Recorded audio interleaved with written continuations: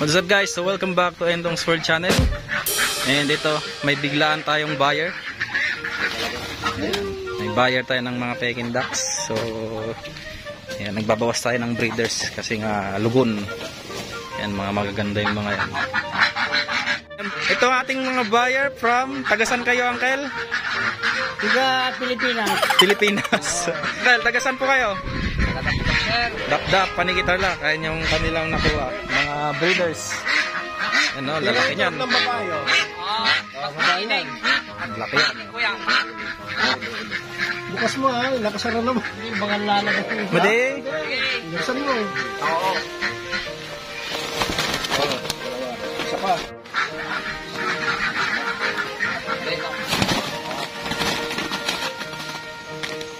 Okay.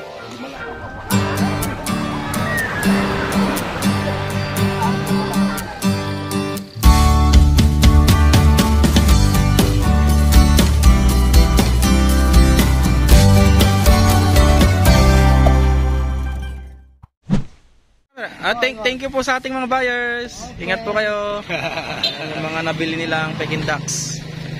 Yan. So guys, sa mga nagtatanong pala dito sa ating mga alagang Peking ducks, ito ay mga breeders na po. So ready to lay eggs na po sila. And ang nangyari lang this rainy season is lugon sila, tumigil sila sa pangingitlog. Pero after nila maglugon or after nila magpalit ng balahibo, mangingitlog na rin sila. So ready to ready to breed kung gusto niyo i-breed or kung gusto niyo for egg consumption lang.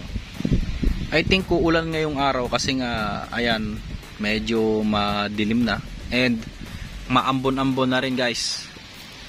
So dito tayo sa likod ng bahay. Nagduduyan tayo. Maya-maya tignan natin yung mga iba pa nating alaga. Mga tropa, punta tayo dito sa area natin ng mga Napier grass kasi meron tayong isang subscriber na nagtatanong kung anong update sa ating mga Napier grass. So papakita natin ngayong araw and then ililibot ko kayo dito sa likod ng bahay. So let's go. Ayan guys, medyo maambon kaya bibilisan natin ng konti. Ito yung update sa likod ng bahay. Ayan. So ito yung Napier natin. Medyo hindi natin natatabasan. Yung iba nagsitumbahan na kaya ganito yung tubo nila. So ayan, masukal kanina nag-harvest ako dito ng mga mangilan-ngilang puno. So ito sila. Ayan, medyo makapal na rin sa part na to.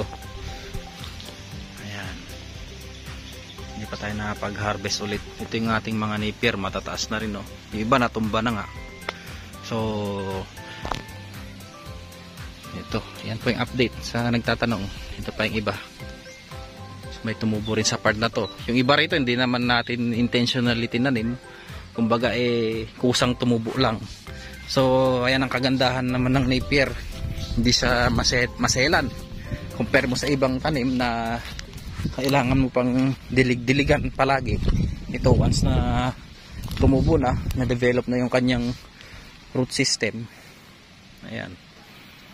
Hello guys, sinabot na tayo ng hapon. Medyo na busy. So ito yung update sa ating mga kambing. Yan, medyo na busy tayo kanina kaya hindi tayo nakapag-video. So ayan sila. By the way nga pala guys, sad news dito sa ating isang inahin.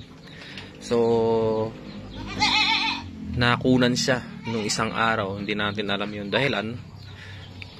And yun nga, so nagpurga tayo ng albendazole at fenbendazole. Yun nga lang, hindi natin alam yung isa na buntis. So nakapagbigay naman tayo ng fenbendazole dun sa mga inahin. Kasama na rin yun.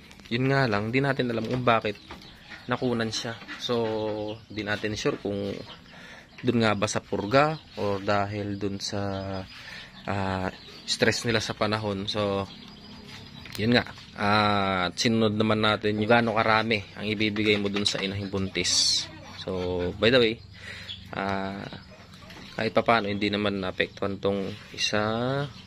Tapos siyempre pa yung mga buntis dito. Itong iba rito medyo may malalaki na rin dyan Ayun, yung bower natin. Ito, yung inahin nating native na namimilay-milay din. So na-stud ni Tenga nung isang araw ulit.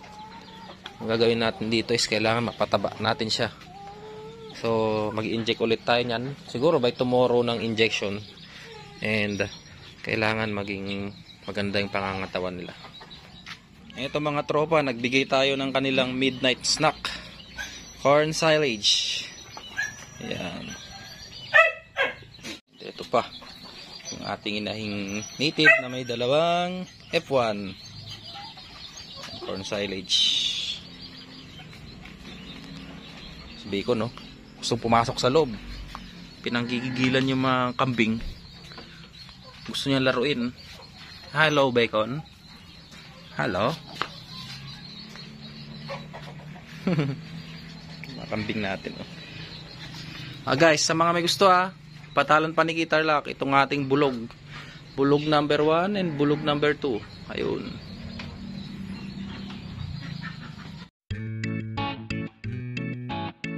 What is up guys? Good morning. Did you sleep well? So good morning ulit sa inyo mga katropa. And this is taba. So pinapastol natin siya this morning. And ito pa yung ating ibang mga aso. And andun pa. It's a beautiful weather today.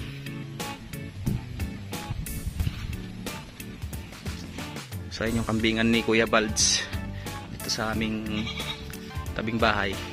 So guys, maya maya ng konti i-injikan natin yung inahin na kambing natin na ang B-complex kasi medyo bagsak yung katawan niya and nagpapadede siya dun sa kanyang mga anak na B0. So kailangan natin bigyan ng B-complex para ma-maintain niya lang yung kanyang health. Kasi tignan itong ating suhang Davao, yung mga bunga na. Bababa ng bunga niya, oh. Katabi siya ng ating mga tanim na sitarya. So ito is ilang years din namin hinintay bago magbunga. And then ayan, now hihintayin na lang nating mahinog yung kanyang mga bunga. Dito pa yung kanyang mga bunga sa loob. Yan, napakarami, oh. May mga mangilan-ngilan na hinog, pero yung iba medyo maliliit ang kanyang bunga, unlike dun sa ibang variety na sobrang lalaki. So hindi ko alam kung anong klase ng Davao na suha ito. And guys, ito yung ating mga asola. Tignan nyo naman ang sisigla nila. Hello Buknoy. Si Buknoy, oh. Dito yung tambayan niya, malamig kasi itong part na to, eh. So ito yung ating mga asola. Ayan, medyo maliliit yung kanyang dahon, pero at least nagmumultiply sila. And walang signs ng mga butete. So last time may mga butete dito sa ating pond, dito sa area ng ating mga asola. So sila yung nag-consume ng mga asola natin. Kaya napilitang, huwag mo ihiyan. So napilitan na lagyan ng ganito, yung lumang kulambo. So para maiwasan na rin yung mga palakang nangingitlog sa asola pond, much better na maglagay kayo ng ganito. Itong sa kabila kasi may open, hindi pa nalalagyan ng net. So mas okay pag merong net sa gilid-gilid. And guys, ito yung mga manok namin, no? Oops. Tignan nyo kung gaano siya kakulit. Mga habol ng manok. Yung pa yung isa, si Bacon. Mga tirador ng manok. Kambing natin dito sa kulungan. So yung iba dito sa kabila, andun na sa grazing area. Mamaya pupuntahan natin kasi injekan natin yung inahin. So itong si Mikmik, malapit na rin natin itong magamit. Hello, so, kanina bumili tayo ng B-complex. Ito ay 400 plus dito sa aming area. So nanggaling tayo dun sa livestock and poultry supply. Yan, mag-inject tayo dun sa inahin. So yun nga, napansin natin na namayat siya. Kasi nga nagpapadede rin siya ng 2 bisiro. So kailangan din natin siyang salpakan ng supplements. Yan, nagbigay na tayo last time ng iron sa kanya. So para hindi siya maging anemic. Plus ngayong week naman na to, so nagpalipas tayo ng 1 week. Ito magbibigay tayo ng B-complex.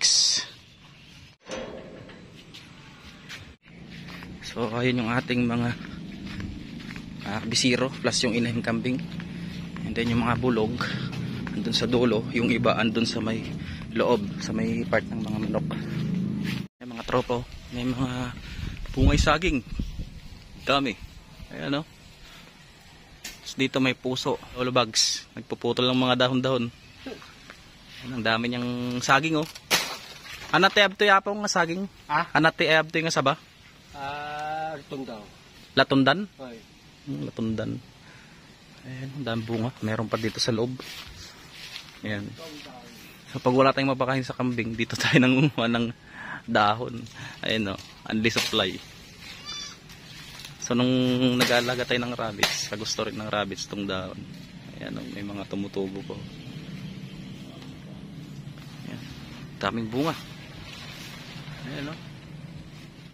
Ito yung enjikan natin o. Tignan nyo yung katawan niya. Ang liit. Like before, dati bilog na bilog. Ngayon lumiit yung katawan niya. Pumayat, tapos lumabas yung buto. Namimilay pa.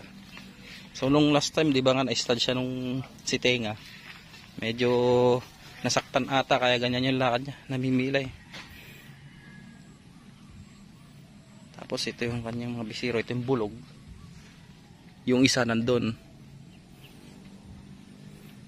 Medyo maluwag tong kanilang grazing area. Kaya okay sila rito. Pero lahat ng mga large size, yung mga medyo malalaki, nasa loob. Kasi nga, medyo makukulit sila. Pati yung dahon ng nyug, kinakain nila. Hello. So, i-injekan muna natin. Ito yung ating syringe. Ito yung ating ibang mga bisiro. Yan, mga upgraded na rin itong mga to eh. Kasi naka-stud yung nakawalang bulog before na may lahing bower. Ayan, medyo mahaba na rin yung tenga. So, ayan, gagamitin din natin kay tenga to nyan. Itong mga babae. Yun pa. Check pa natin yung ibang kambing. So, dito sila sa Manukan. By the way, ito nga pala yung mga Texas na pinanabong ng aking tiyo eh. So, mga quality na Texas yung mga yan. So, ito yung ating mga F1. Anak ni Tenga. Tapos ito yung local breeds. So ito mga for sale ha. Yung mga may gusto bulog, pangkatay or pangalaga. Ayan. Benta na lang natin ng mas mura. Ito pa, yung buntis. Tapos yun, yung nakunan. Ito rin po, for sale tong bulog na to. Ayan, for sale. Hi guys, so hapon ulit. As usual, kukunin natin yung mga alagang kambing dito sa Manukan.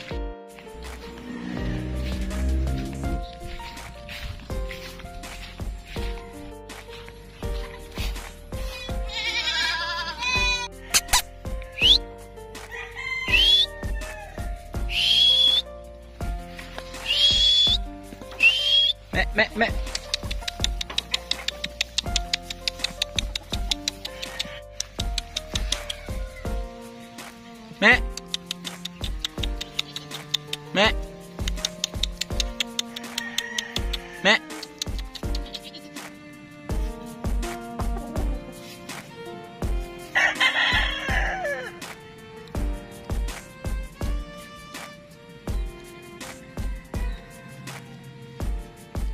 So ito guys, bago natin pauwiin itong mga kambing natin, minimake sure natin na kahit papaano is makakain ulit sila dito sa labas. So ayun yung sa loob ng Manukan, tapos dito sa labas. Para naman hindi sila ungak ng ungak paghapon. So ayan sila. Nakain yung mga damo. So gustong gusto nila itong mga damo rito. Itong ating mga F-series. Hello.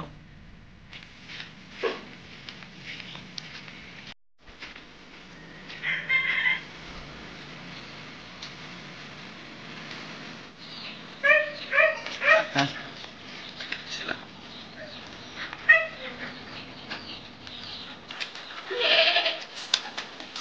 Idilaan niya yung molasses. Oh. Nilagay mo na yun. Hindi pa. Oh, gutom ka pa, Mikmik? Ah, gutom ka pa, Mikmik? Oops. Pilipit ang tenga. Ikaw, nakapang kabusugan. Sila oh. Tignan muna natin tinatapos ang ating video. So, sa mga hindi pa subscribers, please do subscribe to our YouTube channel, Entom's World. And hit the notification bell para updated kayo sa ating mga next YouTube vlogs. So don't forget to share your comments or your suggestions sa ating farm vlogs. So see you next time guys. God bless po and ingat po lagi. Bye bye.